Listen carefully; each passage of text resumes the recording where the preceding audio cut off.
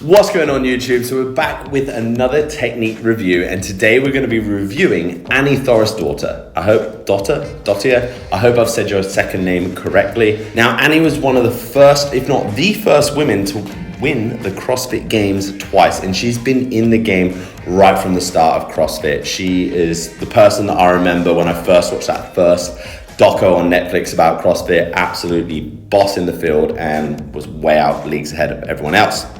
Now, the video that you guys sent in for technique review today was one of Annie's snatches from a CrossFit Games event. In this particular event, she was attempting a 200-pound snatch, which is a very, very respectable weight. And she misses it on her first attempt and then makes it on her second. So the thing I want to actually dive into on this video is taking a look at the first attempt. I'll give my technical review on it. And then on the second lift, we'll try and work out exactly what was the causes for the make and the miss. So let's get stuck into it.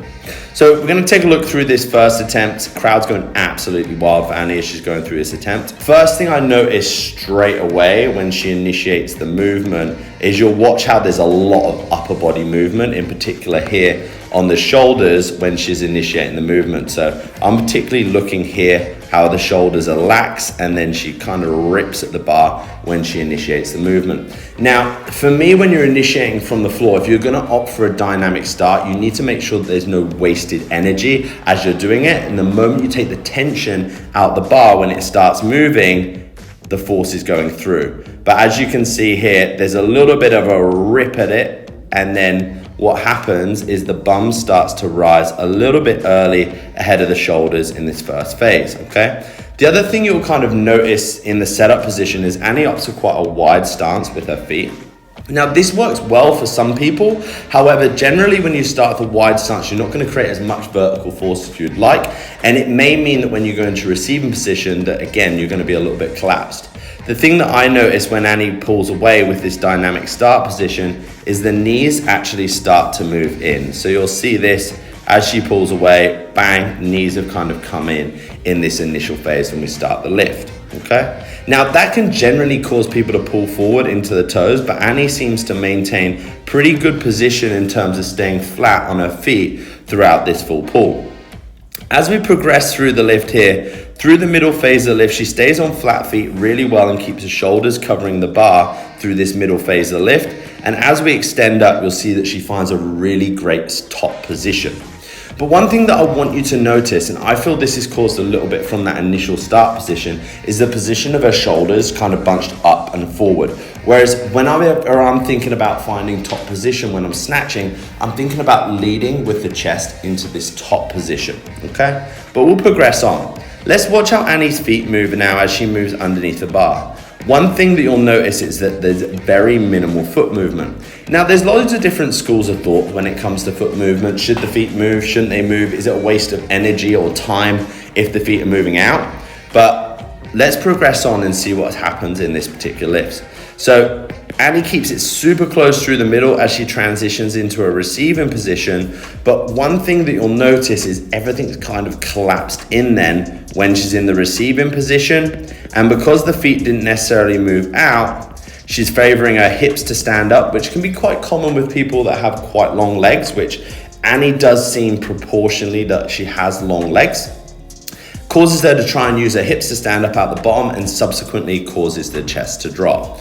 The other thing I notice here when I'm analyzing this is the position that she turns into when she catches. So because the hips rise, the likelihood of the shoulders kind of moving forward and rotating internally as she goes to stand up increases. This turns the lats off and causes the weight to kind of shift forward when we're standing up and out of the bottom position, which causes her then to start the wrist to stack in this position here and eventually miss it forward. Okay, so there's a couple of things for me in terms of feedback or things that I would do probably differently for Annie. One thing would be to bring the feet in very slightly in the initial setup from the floor, and also think about leading with the chest a little bit better when she's initiating the movement from the floor.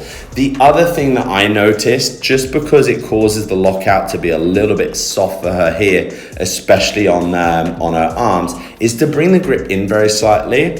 Although sometimes people with long arms think, okay, I can grip wide and gripping wide is good, it will affect this how solid your lockout is, when you're in your overhead position. So I would say opting for a slightly narrower grip would give her a little bit more stability there when she's in the receive. So now let's just fast forward and have a look at the second attempt which she made, okay? So again, we see a similar initiation from the floor, and again, this is the thing with this technique. It's not going to be, although it's powerful, it's not going to be the most consistent technique lifting like this with the dynamic start, which is why I tend to always opt to tell my athletes to be smooth in that first phase of the lift.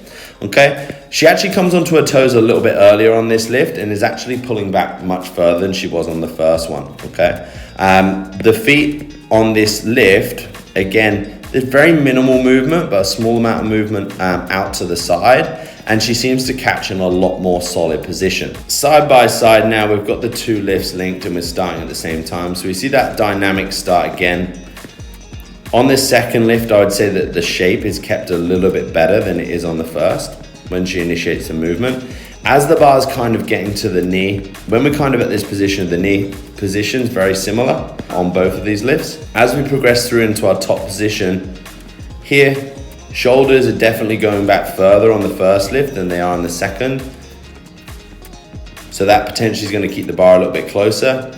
Also, what you'll notice here is the feet are definitely wider on the lift that she made versus the lift that she missed. So I'd say, if anything, like I said, the difference between these two, yes, torso is more upright, but one of the things that's going to have the biggest impact for Annie to kind of progress and keep making gains with her snatches is to actually think about working on that footwork, starting a little bit narrower and feet moving out, because it definitely helps her torso sit more upright, which she seems to be a lot more stable on in her catch position. All in all, it's a cracking snatch. It's 200 pounds and she did so well to come back on that lift with 20 seconds to spare and make it. So hats off to her. Hopefully there's a few things that you guys can take away from this little analysis. Like I said, the dynamic start and especially the foot positioning and the importance of that in the first phase of the lift, and how potentially by paying a little bit more attention to those things is going to cause you to be a little bit more consistent in the receiving position. And then finally, how the width of the grip can have a huge impact on stability and strength overhead. Guys, remember, if you enjoyed this video, don't forget to like, share, and subscribe. In addition to this, if you want me to do a technique analysis of you, this is exactly what I do within the Lifting Zone community. That's where I do all of my coaching, feedback, and analysis. So I'm gonna pop a little link in here below this video. What you can then do is hit that link and you can book in a call with me to chat further about your training, your goals, and where you want to be if you're lifting. And all being well, you can join my team. I'll do this technique analysis of you and get you smashing some big numbers.